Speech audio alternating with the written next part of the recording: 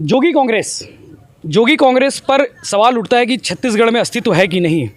लेकिन एक जगह अस्तित्व है, नगर पालिका परिषद जामुल में, जहां पे दमखम के साथ ये पार्टी चुनाव लड़ रही है। 20 वार्डों में प्रत्याशी को ऐलान कर दिया है और उनके सारे कैंडिडेट मैदान पर चुनाव प्रचार में लग गए हैं। हम लोग इस वक्त जामुल में ही हैं।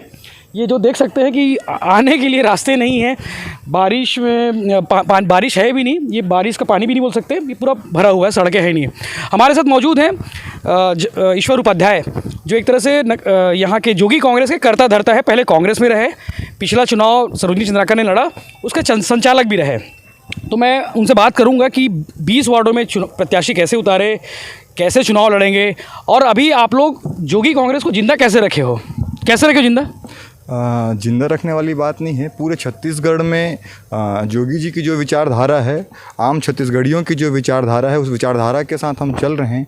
हो सकता है कहीं पे वो विचारधारा प्रकट रूप से ऊपर दिखे, जिस प्रकार धरती के अंदर जिस प्रकार हर जगह पानी है, हर जगह जल है, पर जहां आप खोदेंगे वहीं वो दिखाई देगा। उसी प्रकार से जहां आवश्यकता है, अभी हमने खुदाई की और जामुल में भरपूर आप कह सकते हैं कि जिस तरीके से पानी चाहिए, आवश्यकता है, वैसा पानी भरपूर हमको मिल रहा है। उसी तरीके से यहाँ पर जोगी कांग्रेस मजबूत है।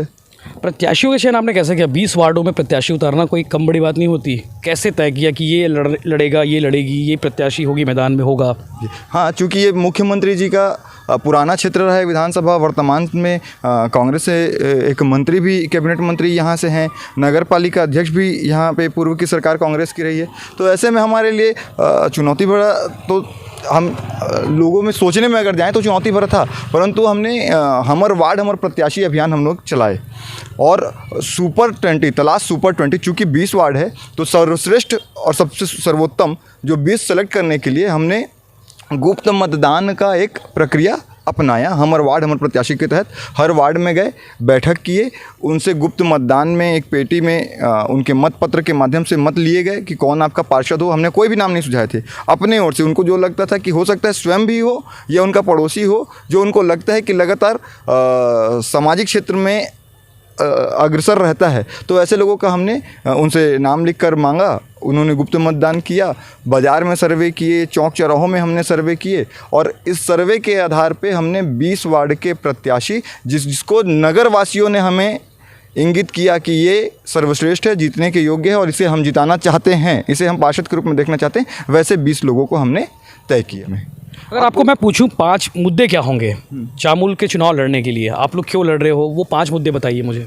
जामुल का विकास जिस गति से होना चाहिए था, आज जामुल को ये 4-5वां चुनाव है नगरीय निकाय जामुल के गठन के जामुल के गठन होने के बाद आज तक के विकास के नाम पे यहाँ पे छलावा होते रहा है। खाना पूर्ति का जो विकास वो होते रहा है यहाँ पे, लोगों को दिखाने के लिए कि हाँ सड़क बना रहे हैं, नाली बना रहे हैं, केवल इतना ही विकास। मूलभूत समस्याएं भी हमारी आज तक के दूर नहीं हुई। सड़क, आप कई गलियों में चले जाए, अभी जिस गली से हम गुजर रहे हैं ऐसे कई गली हैं, सड़क नहीं है, नाली नहीं है, नालियाँ हैं तो सफाई नहीं है, नल तो ले घर तक पहुंचाए हैं पर नल में पानी नहीं है। तो ये तो मूलभूत समस्याएं हैं। सफाई नहीं है, सफाई के साथ में मच्छर दवाई का छिड़काव नहीं है, कुत्तों का प्रकोप है यहाँ पे, ऐसे कई प्रकार के जो छोटी छोटी सुलभ शौचालय नहीं है कई जगह में, बाज़ार में यहाँ पहुँच जाए कहीं पे। तो ये तो मूलभूत सुविधाओं के लिए तो हम चुनाव लड़ ही रहे हैं, परंतु अगर देखा जाए 5 महत्वपूर्ण अगर बड़े काम, इन कामों को छोड़ के ये तो करना ही है। मौलिक अधिकार जिस प्रकार से आम लोगों को मिला है, उस प्रकार से हर मतदाता को कि भाई आपको ये इतनी न्यूनतम सुविधा तो मिलना ही चाहिए। पर इसके बाद जब हम जाएंगे तो पूर्व की सरकारों ने लगातार एसीसी के नाम से यहाँ पे लोगों को ठगा, कहा कि जैसे एसीसी प्लांट है यहाँ पे, हमेशा बातें होती कि स्थानीय लोगों को रोजगार मिलना चाहिए। चुनाव में बड़े बड़े वादे भी होते हैं, कांग्रेस भी करती है, भाजपा भी करती है, तमाम राजनीतिक पार्टी करती है।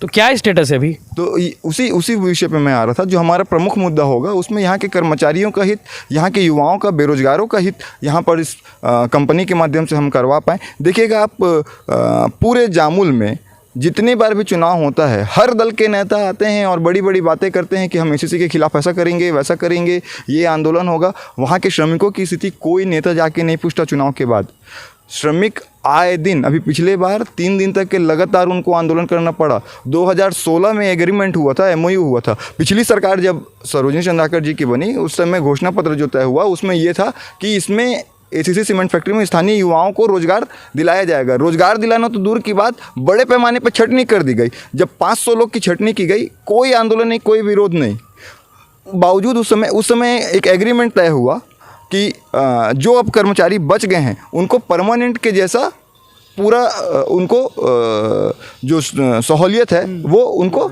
सुविधाएं उनको उपलब्ध कराई जाएगी।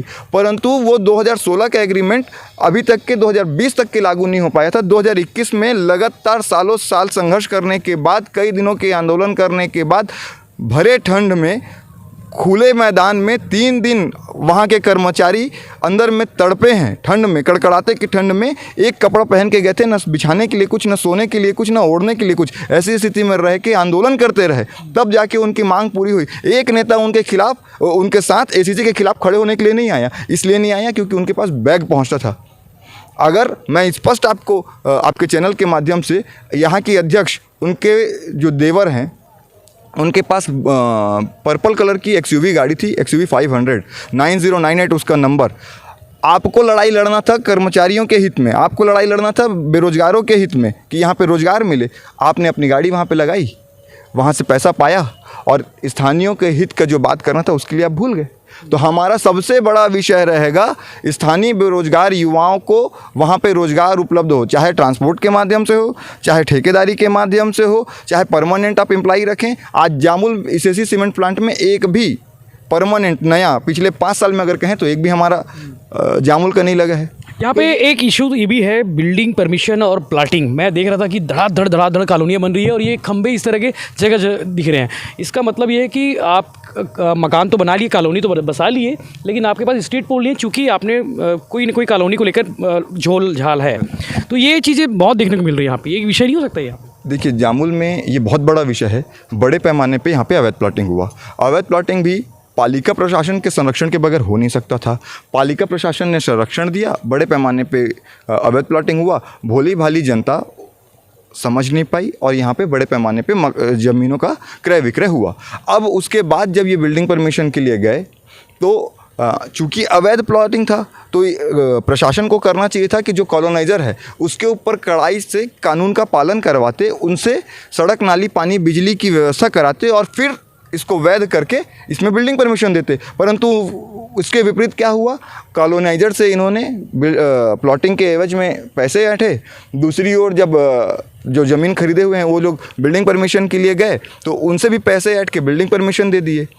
दोनों ओर से पैसों का लेन देन हुआ। लगातार आरोप तो लगाया इस पे। हाँ, दोनों ओर से पैसों का लेन देन हुआ। अब जनता, अब चूंकि बिल्डिंग परमिशन मिल तो गया है तो अब बिल्डिंग परमिशन के समय में डेवलपमेंट चार्ज लिए हैं तो सड़क, पानी, नाली, बिजली, ये सारी सुविधा देने का हक है पालिका को, देना चाहिए, उनका कर्तव्य है। परंतु क्या किए, आज भी जस का तस वैसी ही परिस्थिति में इनको छोड़ दिए। कई तो ऐसे मकान हैं आके चेक भी नहीं किए। आप जब भी बिल्डिंग परमिशन के लिए जाएंगे तो पहले सर्वे होता है। सर्वे रिपोर्ट पालिका में किस प्रकार का बना, आप देख रहे होंगे, हाई टेंशन लाइन के नीचे भी कई घर बने हुए हैं। कई तो ऐसे भी घर हैं जिसको बिल्डिंग परमिशन नहीं दिया गया है, पैसे ले लिए गए हैं, आप बिल्डिंग परमिशन की आपको आवश्यकता नहीं, आप बना लीजिए। इस तरीके का यहाँ पे खेल हुआ है। कितनी सीटें जीतेंगे इस बार आप लोग? हम 14 से अधिक सीट पे चुनाव जीत रहे हैं। अच्छा, एक चीज़ जोगी कांग्रेस को लेकर सवाल करूंगा। जोगी कांग्रेस सिर्फ जामुल में क्यों दिखती है, बाकी जगह क्यों नहीं है इस पार्टी? सभी जगह लड़ रहे हैं, भिलाई में भी हम लोग लड़ रहे हैं, प्रत्येक जगह जहाँ जहाँ चुनाव हो रहे हैं। पिक्चर में नहीं दिखती, लेकिन बस बिरगांव में बहुत बड़े 40 वार्ड में हम लड़ रहे हैं भरपूर ताकत से, वहाँ हमारे महापौर बन रहे हैं। भिलाई निगम में आप हमारे, या तो हम महापौर बनाएंगे या तो हमारे बगैर महापौर नहीं बनेगा, ये स्थिति है। लगभग हर जगह हम हैं, किंग मेकर की भूमिका में रहेंगे, किंग ये कह सकते हैं वहाँ। और यहाँ तो जनता सर्वे सर्वा अपना सेवक हमें मान चुकी है। मतलब यहाँ किंग रहेंगे, बाकी जगह किंग मेकर।